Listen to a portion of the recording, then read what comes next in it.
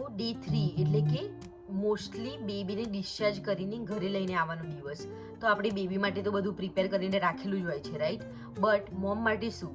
તો આજે આ વિડીયોમાં અમે શેર કરીશું કે મોમ્સને કયા કયા પ્રોબ્લેમ્સ ફેસ કરવા પડે છે અને કયા કયા સોલ્યુશન્સ છે, કે કઈ કઈ વસ્તુઓ છે તમે પહેલેથી બાય કરીને રાખો તો તમને પોસ્ટપાર્ટમમાં રિયલી ઇઝી પડે. યસ, તો પહેલી વસ્તુ છે પેઇન.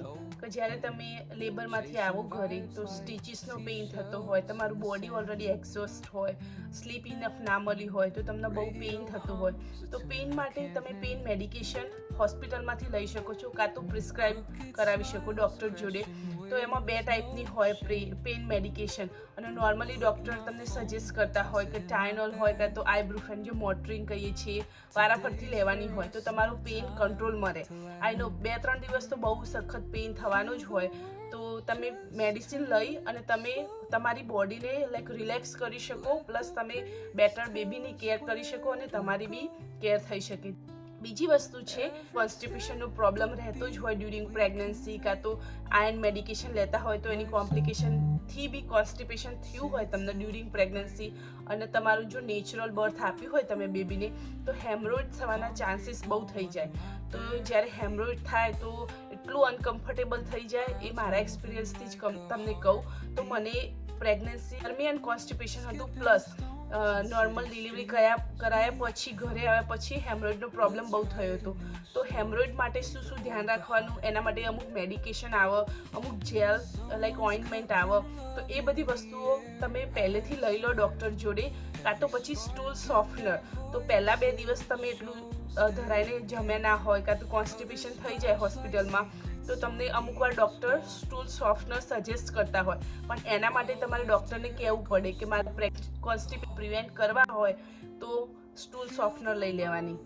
હા, તો જ્યારે તમે હોસ્પિટલમાંથી ઘરે આવતા હોય તો આ રીતે હોસ્પિટલમાં બહુ બધા અવેલેબલ હોય આવા લાઇનર, તો તમે ઘરે લઈને આવી શકો. તો જે જગ્યાએ તમારે બેડમાં બેસવાનું હોય તો એમાં આ રીતે આમ બેડશીટ ઉપર પાથરી દો, તો કોઈ બી ડિસ્ચાર્જ કે એવું કંઈ બી જાય તો આના પર પડે ને આને તમે લાઈક ચેન્જ કરી અને ડિસ્પોઝેબલ હોય તો ગાર્બેજ બી કરી શકો.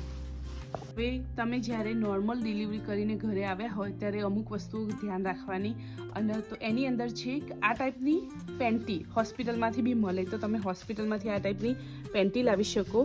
એકદમ લાઈક લાઇટ છે, અને આ તમારા અનટિલ અમ્બિલિકલ મીન્સ તમારું જે બેલી બટન હોય ત્યાં બી આવે, એટલે તમારું પોસ્ટપાર્ટમમાં આખા બેલીને સપોર્ટ મળે એવી મોટી હોય રાઈટ પેન્ટી. તો હોસ્પિટલમાંથી જ નોર્મલી તમને આપતા બી હોય છે, કે તમે થોડા 4-5 ઘરે બી લાવી શકો. હવે જ્યારે તમારે જે નોર્મલ ડિલિવરી થઈ હોય ત્યારે અમુક વસ્તુ ધ્યાન રાખવાની, તો આઈસ પેક. ઘણીવાર લોકો કહેતા નહીં હોતા, પણ ice pack really help with the bleeding, અને જે સ્ટીચીસ લીધા હોય ને ત્યાં પેઇન થતું હોય કાં તો સ્વેલ થયું હોય ને, તો એના માટે વેરી વેરી યુઝફુલ હોય વસ્તુ.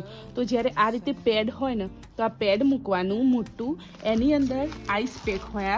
તો આઈસ પેક છે ને તમે હોસ્પિટલમાં બીથી લઈને આવી શકો, એ બી થોડું ઇનફ સપ્લાય આપો, એટલે 2-3 દિવસ તો બહુ જ યુઝ થાય માટે લઈને આવવાના. પછી એની ઉપર એક સ્પ્રે આવે જે અમે તમને ડિસ્ક્રિપ્શનમાં લખીશું, એ સ્પ્રે તમે આના પર સ્પ્રે કરી દેવાનો. એના કારણે કે તમારે ઇન્ફેક્શન બી ના થાય અને પ્લસ તમને પેઇન બી રિલીફ થાય. તો એવો પેઇન રિલીફ માટે સ્પ્રે આવે. તો આ રીતે આમ સ્પ્રે કરી અને પછી તમે આ રીતે આમ પેડ મૂકી શકો. ઓકે. અને બીજી વસ્તુ, અહીંયા હોસ્પિટલમાં આવી પેરી બોટલ આવે, એની અંદર તમે લાઈક ટેપ વોટર ભરી કાઢવાનું. પછી એવરી ટાઈમ તમે જ્યારે વોશરૂમ યુઝ કરો ત્યારે પેરી બોટલથી નીચેના ભાગે જે સ્ટીચીસ હોય એ બધી જગ્યાએ તમે આનાથી પ્રેસ કરી વોટર નીકળે આમ લાઈક સ્પ્રે જે તે, તો બધા બ્લડ ક્લોટ હોય કે કોઈ બી એવું કોઈ બી ડિસ્ચાર્જ આવેલું હોય એ બધું આનાથી મસ્ત ક્લીન થઈ જાય. તો એટલી જે જગ્યાએ ક્લીન એટલું રહેશે તો આ પેરી બોટલ યુઝ કરવાની, અને જેટલું ક્લીન રહેશે એટલું તમારું ઇન્ફેક્શન ઓછું થશે અને એટલું ફટાફટ હિલિંગ થશે, તો પેન બી ઓછું થશે. તો આટલી વસ્તુઓ very useful for mom during 5 to 7 days, જ્યાં સુધી બ્લીડિંગ બહુ થતું હોય ને સ્ટીચીસનો પેઇન થતો હોય ને એના માટે.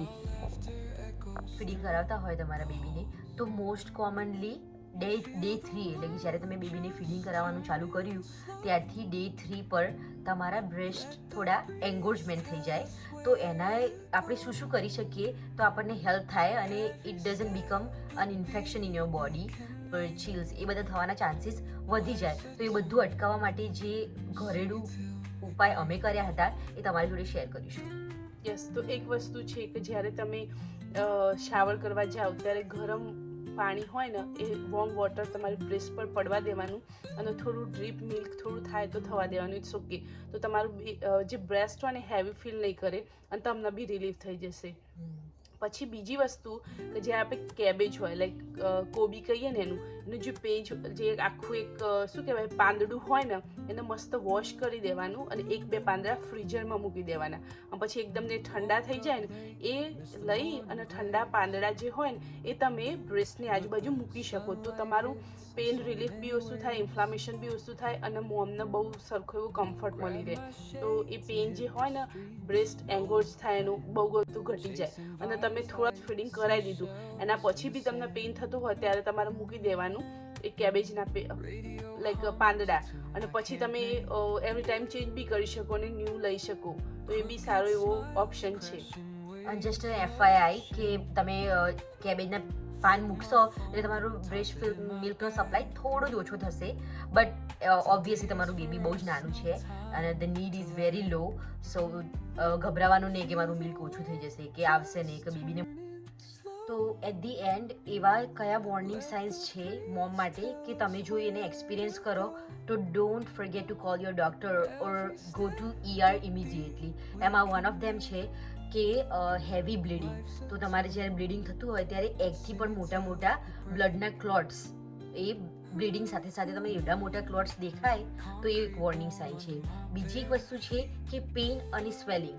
જો તમારું પેઇન બેલી કાં તો પછી ચેસ્ટમાં અચાનક જ પેઇન થવા માંડે તો એ પણ એક વોર્નિંગ સાઇન છે. અને બીજી વસ્તુ કે ઢીંચણના નીચે જે પગનો ભાગ હોય એને કાફ કહેવાય. જો ત્યાં પેઇન અને સ્વેલિંગ તમને એક જ પગમાં થાય તો એ પણ એક સાઇન જ છે કે તમારે you should call your doctor. વસ્તુ એ છે કે ઇન્ફેક્શન ઇન યોર બોડી. તો જો તમારો જો ફીવર 100.4 કરતાં વધારે રહે અને કન્સિસ્ટન્ટલી તમારી બોડીમાં ફીવર જાય નહીં તો દેટ મીન્સ કે તમારા બોડીના કોઈ પાર્ટમાં ઇન્ફેક્શન સ્પ્રેડ થવા માંડ્યું છે. તો please call your doctor before it get worse. Okay, જો તમને હેડેક કાં તો વિઝન ચેન્જ એવું લાગે કે બધું ફ્લેશ ઓફ લાઇટ થાય આંખમાં કે એકદમ સડન તમારું હેડેક થવા માંડે તો એ બી ઇમરજન્સી કાં તો વોર્નિંગ સાઇન તમારે ઇમરજન્સીમાં જવાનું કાં તો ડૉક્ટરને કોલ કરવાનું. પછી તમારું બોડીમાં જો સી સેક્શન કરાવી હોય તો ત્યાં સ્યુચર હોય ત્યાં કાં તો જો નોર્મલ ડિલિવરી હોય તો ત્યાં સ્યુચર હોય ટોમી કે ત્યાં કોઈ પસ આવતું હોય કાં તો એકદમ ફાઉલ સ્મેલ કાં તો એવો ડિસ્ચાર્જ આવતો હોય તો બી એ વોર્નિંગ સાઇન કહેવાય. પ્લસ જે બધા લોકો એકદમ અનયુઝ્યુઅલ કાં તો બહુ એટલું ઇમ્પોર્ટન્ટ નથી આપતા એ મેન્ટલ હેલ્થ. જો તમને એકદમ સેડ થઈ ગયા હોય લાઈક એકદમ ટાયર્ડ થઈ ગયા હોય કાં તો તમને તમારા બોડીને હાર્મ કરવાની ઈચ્છા થાય કાં તો બેબીને હાર્મ કરવાની જેવું થોડુંક લાઈક એક બી થોટ આવે તો make sure you go to hospital or talk to the doctor. કારણ કે મેન્ટલ હેલ્થ વેરી ઇમ્પોર્ટન્ટ છે અને આ બધો કોઈ બી હાર્મ કરવાનો થોટ આવે એનો મતલબ કે તમે ડિપ્રેશનમાં જવાના ચાન્સીસ છે. તો મેક શ્યોર આ બધી વોર્નિંગ સાઇન જે કીધી ઉપરની એમાં કોઈ બી તમને લાગે તો just call the doctor or go to the emergency. And don't forget to take care of yourself with the baby because your health is important.